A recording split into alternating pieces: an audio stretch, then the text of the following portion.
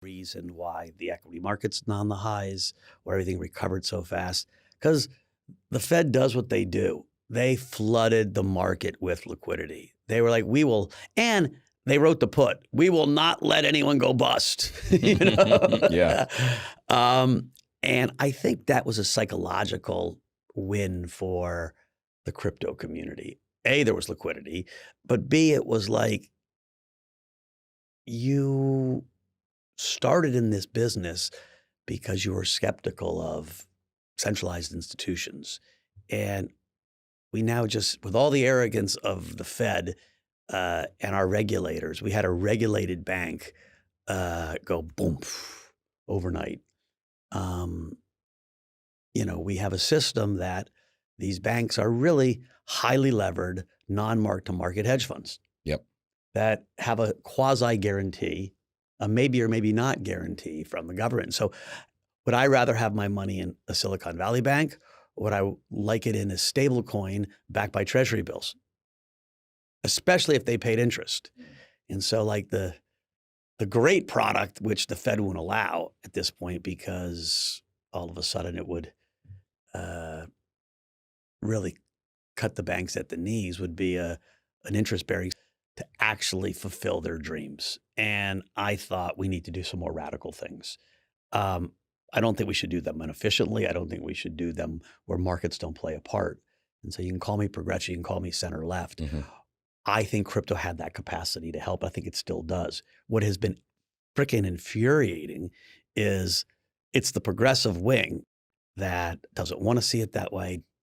And I tell you, I've been in DC a lot recently. Yeah. There's bipartisan agreement, quite frankly, on the two different bills that are already there, on the stablecoin bill and on the right. There'll be some push and pull, but like people would put something forth if they could. 100%. And it is this small cabal that's stopping it. Most people you meet with, they don't see this as partisan. That's good to hear, because I was going to ask what this wing of the Democratic Party's problem.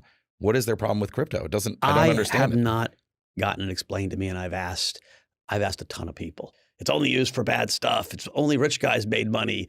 The poor guys lost all their money. I was like, that's actually not the case. This is the first revolution where has not been an effective legislator. She's been a loud legislator.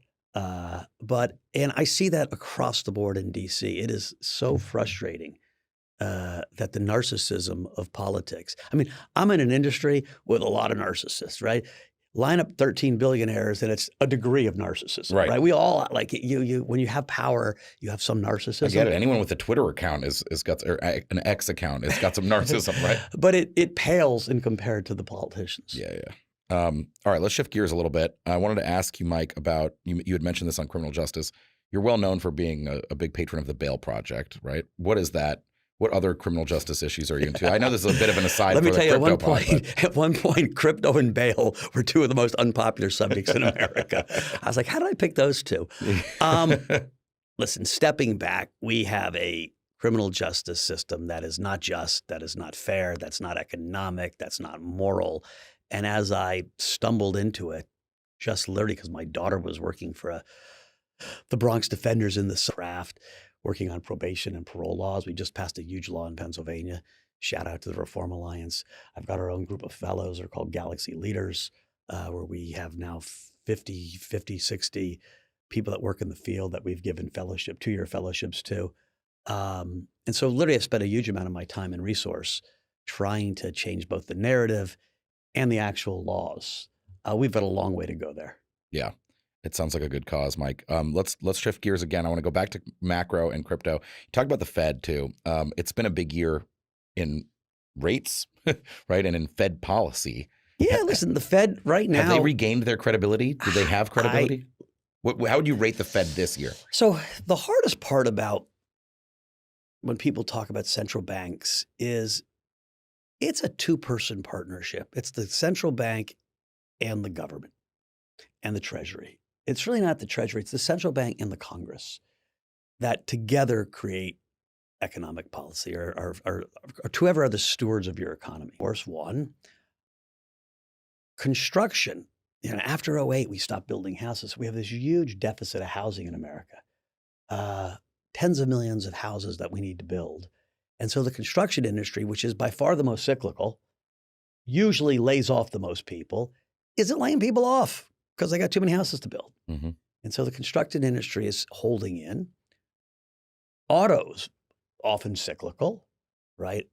We went through a period where used car prices skyrocketed because you couldn't get a new car, so you bought a used car. Mm-hmm. You just saw the auto unions just went on strike and got a wonderful new deal. You don't do that unless there's a lot of demand, right? You don't strike when they're going to fire you. That's a good point. And so people aren't getting fired in the auto industry. Mm-hmm. And so the two big industries that usually create unemployment aren't creating unemployment. The biggest thing that I think people missed was, and one of the reasons I love Bitcoin, is our government, starting with Trump before COVID, accelerating during COVID, handing off the baton of irresponsible spending to Biden.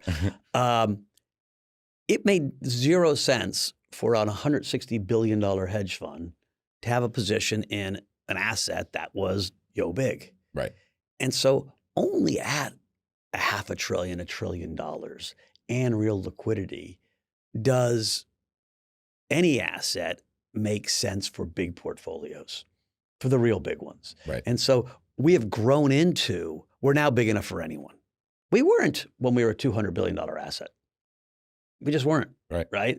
Or a $100 billion asset. But as a $1 trillion asset, it's now big enough for almost anyone. And so I think you're going to see, I always say, what's the difference between Bitcoin and gold? They got the same macro story. And so I can talk about macro. The gold adoption story happened over 3,000 years. It ain't going anywhere. The Bitcoin adoption story is in it's the second decade, and it's picking up steam. And so what I mean by adoption is that people see it as a viable asset. What drives me frickin' crazy is when Elizabeth Warren or Jamie Dimon or with only raising a tiny amount of capital, we're now close to $1.9 billion in balance sheet. We'd been higher before the sell-off, but we've done a great job of preserving. Because you remember, that's paying salaries, that's paying expenses, that's paying tax, that's, a lot has come out. Employees have gotten wealthier, and all that's been funded by our investment prowess. At the same time, we are building 4 to 5 really key businesses. Our mining business is humming, which I'm really proud of down in Texas. The Helios operation, doing a great job. Shout out Helios. Think staking as a service, market making as a service, 2024 should be big years for those businesses. Our derivative business is wonderful, had a great year. I think we're the biggest in derivatives at this point. I'm careful about superlatives. Fair. We're certainly in that. Yeah, we can't actually know too. Yeah. It's over-the-counter stuff is private. But we are a go-to player in the derivative market. And in spot too. We're a go-to maker in spot. Our credit business has been very well run.